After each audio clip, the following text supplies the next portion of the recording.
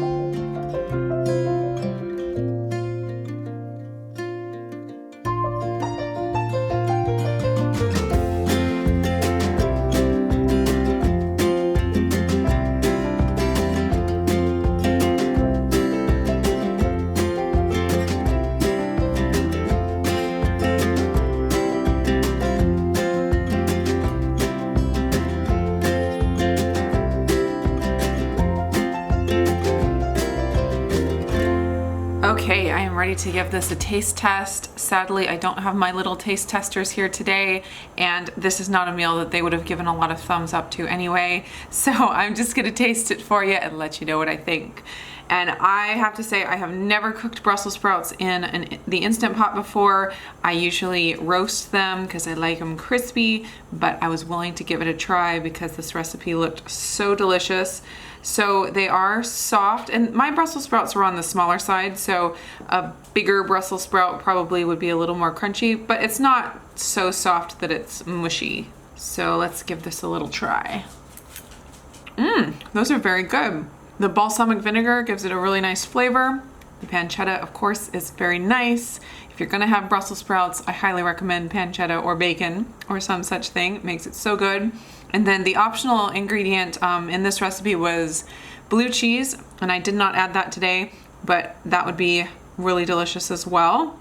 Now this tri-tip is very tender. It's like fall apart fork tender, and it's got the nice braising liquid from the Instant Pot that I cooked down and blended up, and it looks amazing as well. Let's give a taste test to this.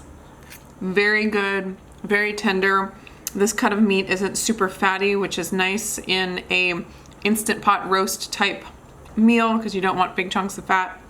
So this is a really great cut for it. It's very delicious, very flavorful. Highly recommended. I will put a link down below for the Keto Reset Instant Pot Cookbook if you want to check it out. And I hope you enjoyed this review and recipe test, and I will be back again real soon. Bye guys.